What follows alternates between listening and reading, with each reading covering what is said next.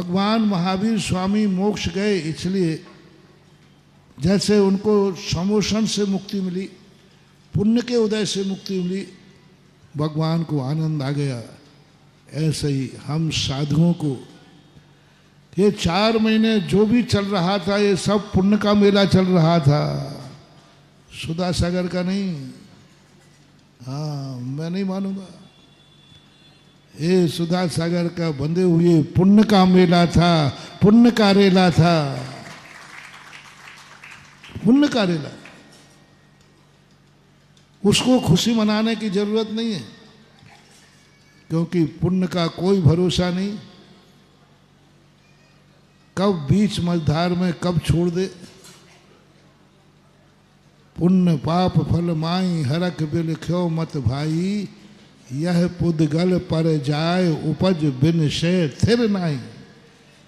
ये जितने भी कार्यक्रम, जितने भी वैभव, जितने भी जयकार है, इनको अपने स्वयं की जयकार नहीं मानना चाहिए मुमुक्षु को, स्वयं की प्रभावना नहीं मानना चाहिए मुमुक्षु को, स्वयं के गुणों का अनुराग नहीं मानना चाहिए मुमुक्षु को कि देखो ये मेरे गुणों से अनुरागत है। ये सब पुण्य की महिमा है। ये बात अलग है कि गुणवान के पास ही ऐसा पुण्य होता है, गुणवान के पास ही ऐसा पुण्य होता है, लेकिन होता वो सब पुण्य है और वो पुण्य बांध देता है। और अशोक नगर में तो इस चतुर्मास में क्या पुण्य का सागर लहराया है।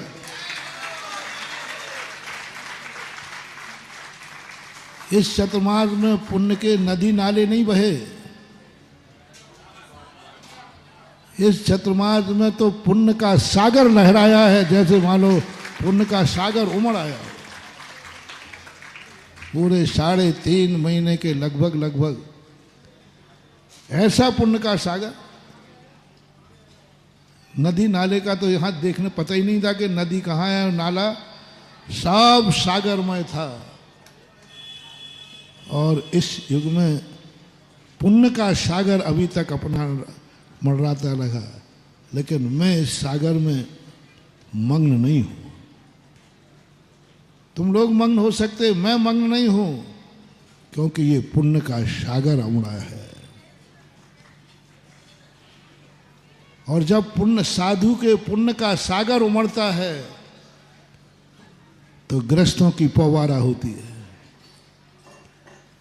ग्रस्तों की पौवारा होती, ग्रस्तों का दिवाली होती, ग्रस्त जीवन धन होते हैं जब साधु का पुण्य कभी साधु के काम नहीं आता। साधु पेड़ के समान होता है, पेड़ की छाया कभी पेड़ के काम नहीं आती, पेड़ की छाया कभी पेड़ के काम नहीं आती है। साधु वृक्ष के समान होता है, वो अपने पुण्य को स्वयं भोग नहीं करता, लेकिन साधु का यदि पुण्य हो तो उस भक्तों को शीतल छाया मिलती, उनका जीवन धन हो जाए। जितना जितना तुम्हारे गुरु का, जितना जितना तुम्हारे भगवान का पुण्य होगा, उतना उसके नीचे बैठने वाले भक्त को आराम और आनंद है। पेड़ हरा है, पेड़ को क्या लाभ है, वो तो धूप में ही रहता है। ऐसे ही साधु हैं, साधु पेड़ के समान होते, उनका कितना भी पुण्य का उदय आ जाए, कितना भी पुण्य का उदय आ जाए, वे उस पुण्य को भोगते ही नहीं। पुण्य के उदय में कितना ही मिल जाए, 1200 विद्याएं तक आगे आके खड़ी हो जाए, उनको वो भोगते नहीं। सारी दुनिया उनके सामने प्रणिपात हो जाए, उनको भोगते नहीं। लेकिन गुरु का और भगवान का जितना भी पुण्य होगा, उसका लाभ उनके भक्तों को मिलता है जो छाया में रहते हैं, जो उनकी शरण में रहते हैं। शरणागतों के लिए बहुत लाभ।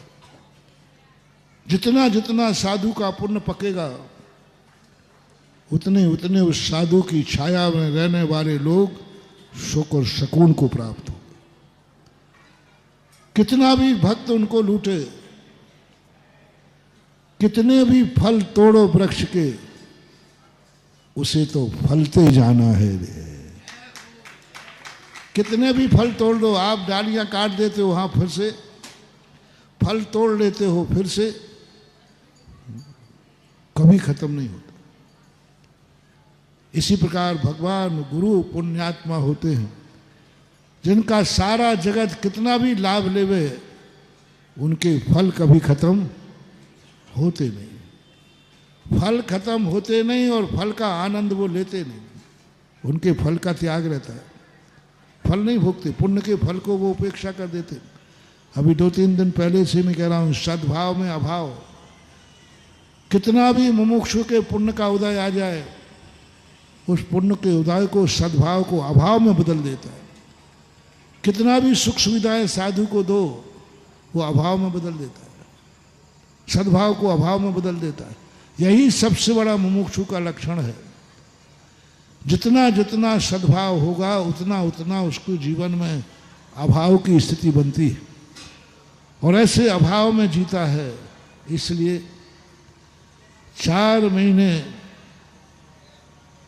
पुण्य का सागर लहराया, पूरा अशोक नगर खुश है।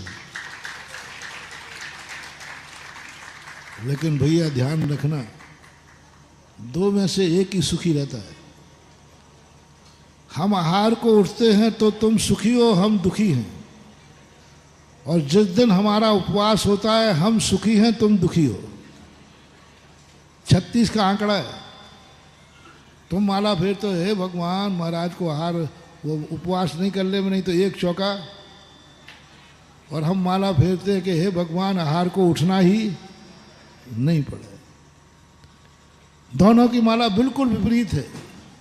हम सदा एक ही बात फेरते हैं, भगवान ये आहार को उठना ही नहीं पड़े।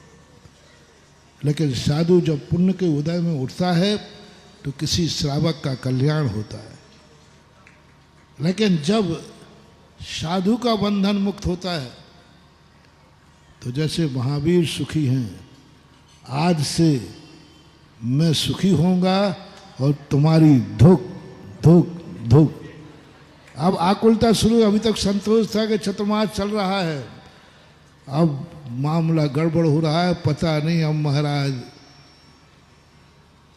कब चले जाएं, क्या हो जाए। और साधु इसमें खुश हो रहा है।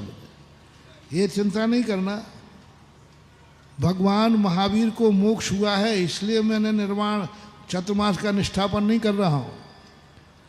हम लोग महावीर स्वामी से पहले निष्ठापन करते थे, तो महावीर ने हमारी तिथि का अनुकरण किया है। महावीर स्वामी को मोक्ष हुआ है, इसलिए चतुर्मास का निष्ठापन नहीं है। चातुर्मास का निष्ठापन तो महावीर स्वामी के पहले भी होता था। तो चातुर्मास का निष्ठापन श्रमण साधु संत अनादिकाल से बंधन से मुक्त होते आए, तो महावीर स्वामी ने कहा कि यही दिन हमारे लिए अच्छा है जिस दिन साधु का निष्ठापन होता है। पारसनाथ के समय भी यही तिथि थी, आदिनाथ के समय यही भी तिथि थी। जब जब साधु स्थापन करता है, कार्तिक वदी अमावस्या के प्रातः काल में निष्ठापन की व्यवस्था बनाई गई। और इस व्यवस्था के तहत आज यह चतुर्मास, इसमें कोई संदेह नहीं है। इस चतुर्मास ने अभी तक के विगत चतुर्मासों की शील्ड अशोक नगर ने हासिल कर ली। और मुझे तो लगता है चातुर्मास की जितनी भी शील्डें थीं, हर प्रोग्राम की शील्ड इस वर्ष अशोक नगर के खाते में।